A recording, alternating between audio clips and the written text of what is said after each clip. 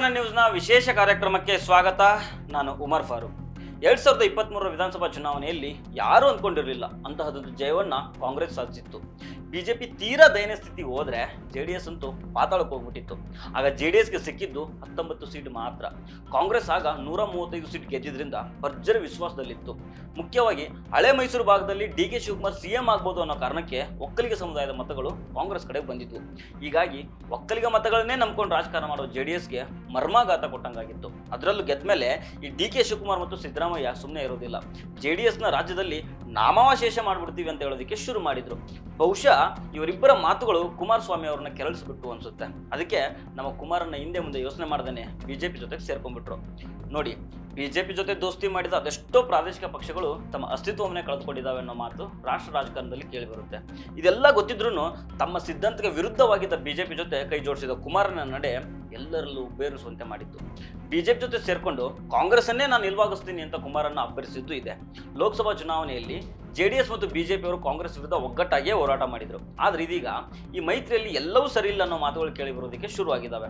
ನೋಡಿ, ಫ್ರೀಡಂ ಪಾರ್ಕ್ನಲ್ಲಿ ರಾಜ್ಯ ಸರ್ಕಾರದ ಬೆಲೆ ಏರಿಕೆ ಮಾಡ್ತಿದೆ ಅಂತ ಬಿಜೆಪಿ ಅಹೋರಾತ್ರ ಧರಣಿಯನ್ನ ಮಾಡ್ತಾ ಇದೆ. ಈ ಪ್ರತಿಭಟನೆ ವಿಚಾರದಲ್ಲಿ ಬಿಜೆಪಿ ಹಾಗೂ ಜೆಡಿಎಸ್ ನಡುವೆ ಅಸಮಾಧಾನ ಶುರುವಾಗಿದೆ.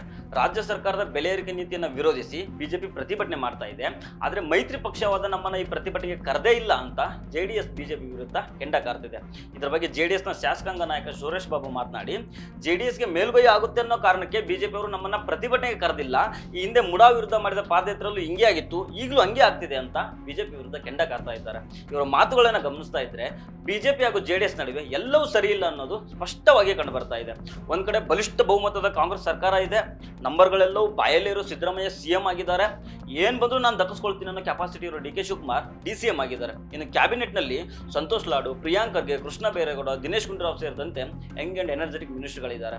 ಇಂತಹ ಬಲಿಷ್ಠ ಸರ್ಕಾರವನ್ನ ಒಬ್ಬೊಬ್ಬರಾಗಿ ಎದುರಿಸೋದಿಕ್ಕೆ ಆಗೋದಿಲ್ಲ ಅಂತಾನೆ ಮೈತ್ರಿ ಮಾಡ್ಕೊಂಡಿದ್ದ ಬಿಜೆಪಿ ಮತ್ತು ಜೆಡಿಎಸ್ನವರು ಈಗ ತಾವೇ ಕಚ್ಚಾಡ್ತಾ ಇದ್ದಾರೆ. ಒಂದ್ ಲೆಕ್ಕದಲ್ಲಿ ಈ ಮೈತ್ರಿಯಲ್ಲಿ ಸಮನ್ವಯದ ಕೊರತೆನೇ ಇದೆ. ಈ ವಿಚಾರ ಬಿಜೆಪಿ ಹೈಕಮಾಂಡ್ಗೂ ಗೊತ್ತಿಲ್ಲ ಅನ್ಸುತ್ತೆ. ಬಿಜೆಪಿ ಅವರು ಸರ್ಕಾರದ ವಿರುದ್ಧ ಪ್ರೊಟೆಸ್ಟ್ ಮಾಡ್ತೀವಿ ಅಂತ ಘೋಷಣೆ ಮಾಡಿದ ಮೇಲೆ ನಿಖಿಲ್ ಕುಮಾರಸ್ವಾಮಿ ಕೂಡ ಬೆಲೆ ಏರಿಕೆ ವಿರುದ್ಧ ಹೋರಾಟ ಮಾಡೋದಾಗಿ ಹೇಳಿದ್ರು. ಆದ್ರೆ ಇದಾದ್ಮೇಲೆ ಬಿಜೆಪಿ ರಾಜ್ಯಾಧ್ಯಕ್ಷ ವಿಜಯೇಂದ್ರ ತಮ್ಮ ಹೋರಾಟ ಪ್ರತ್ಯೇಕವಾಗಿಯೇ ನಡೆಯುತ್ತೆ ಅಂತ ಹೇಳಿದ್ರು. ಇದಾದ್ಮೇಲೆ ನಿಖಿಲ್ ಕುಮಾರಸ್ವಾಮಿ ಅವರು ಎರಡೂ ಪಕ್ಷಗಳ ನಡುವೆ ಸಮನ್ವಯ ಸಮಿತಿ ರಚಿಸುವ ಅವಶ್ಯಕತೆ ಇದೆ ಅಂತ ಹೇಳಿದ್ರು. ಇದೆಲ್ಲಾನು ನೋಡ್ತಾ ಇದ್ರೆ ಎರಡೂ ಪಕ್ಷಗಳ ನಡುವಿದ್ದ ಪ್ರೀತಿ ಬ್ರೇಕಪ್ ಆಗುವಂತದ್ದು ಬಂದಿದೆ ಏನೋ ಅನ್ಸುತ್ತೆ. ಹಿಂದೇನು ನೋಡಿದ್ವಲ್ಲ, ಮೂಡಾ ಪಾದಯಾತ್ರೆಯನ್ನ ಬಿಜೆಪಿ ಹಮ್ಮಿಕೊಂಡಾಗ ಏಕಾಏಕಿ ಕುಮಾರನವರು ಬಿಜೆಪಿ ವಿರುದ್ಧ ಹೊಚ್ಗೆದ್ದು ನಿಂತು ಬಿಟ್ಟಿದ್ರು. ಇದಕ್ಕೆಲ್ಲ ನಾನು ಬರೋದಿಲ್ಲ, ನೀವೇ ಮಾಡ್ಕೊಳ್ಳಿ ಅಂತ ಮೂಗು ಮುರಿದಿದ್ರು. ಆಮೇಲೆ ಏನೇನೋ ಘಟನೆಗಳು ನಡೆದು ಕುಮಾರನ ಪಾದಯಾತ್ರೆಗೂ ಬಂದ್ರು. ಇಲ್ಲಿ ಕುಮಾರಸ್ವಾಮಿ ಅವರಿಗೆ ಬಿಜೆಪಿ ಬಗ್ಗೆ ಒಂದು ಭಯ ಇದ್ದೇ ಇದೆ. ಹಳೆ ಮೈಸೂರು ಭಾಗ ಒಕ್ಕಲಿಗರ ಭದ್ರಕೋಟೆ. ಒಂದ್ ವೇಳೆ ಈ ಒಕ್ಕಲಿಗ ಮತಗಳು ಯಾವುದೋ ಒಂದು ಸಂದರ್ಭದಲ್ಲಿ ಅದ್ಯಾವುದೋ ಒಂದು ಕಾರಣಕ್ಕೆ ಕಾಂಗ್ರೆಸ್ಗೆ ಹೋದ್ರೆ ಆ ಓಟುಗಳು ಮರಳಿ ಜೆಡಿಎಸ್ ಕಡೆಗೆ ಬರ್ಬೋದು. ಈಗಲೂ ಒಕ್ಕಲಿಗರಿಗೆ ದೇವೇಗೌಡರು ಮತ್ತು ಕುಮಾರಣ್ಣನ ಬಗ್ಗೆ ಒಂದು ವಿಶೇಷ ಪ್ರೀತಿ ಇದೆ ಅನ್ನೋದನ್ನ ಯಾರು ಅಲ್ಗೊಳ್ಳೋದಿಲ್ಲ.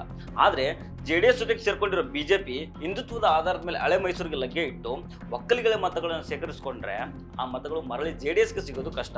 ಈಗಾಗಲೇ ಬಿಜೆಪಿ ಹಳೆ ಮೈಸೂರಿನಲ್ಲಿ ತನ್ನ ಅಸ್ತಿತ್ವವನ್ನು ಬೆಳೆಸ್ಕೊಳ್ಳೋದಕ್ಕೆ ನಾನಾ ರೀತಿಯ ಸರ್ಕಸ್ಗಳನ್ನ ಮಾಡಿದೆ. ಕುರಿಗೌಡ, ನಂಜೇಗೌಡ ಎಲ್ಲ ಬಂದು ಹೋಗಿದ್ದಾರೆ. ಆದ್ರೆ ಈ ಡ್ರಾಮಾಗೆ ಒಕ್ಕಲಿಗರು ಮನ್ನಣೆಯನ್ನ ಕೊಟ್ಟಿರಲಿಲ್ಲ. ಈಗ ಹಳೆ ಮೈಸೂರಿನಲ್ಲಿ ಜಾಂಡ ಅವರೋದಕ್ಕೆ ಬಿಜೆಪಿಗೆ ಇರೋ ಕೊನೆಯ ಅವಕಾಶ ಅಂದ್ರೆ ಅದು ಕುಮಾರಣ್ಣ. ಕುಮಾರಸ್ವಾಮಿ ಅವರನ್ನ ಬಳಸ್ಕೊಂಡು ಹಿಂದುತ್ವದ ಜೊತೆಗೆ ಹೋದ್ರೆ ಹಳೆ ಮೈಸೂರಿನಲ್ಲಿ ತಕ್ಕ ಮಟ್ಟಿಗೆ ಲಾಭ ಮಾಡ್ಕೊಳ್ಬಹುದು ಅನ್ನೋದು ಬಿಜೆಪಿ ಲೆಕ್ಕಾಚಾರ.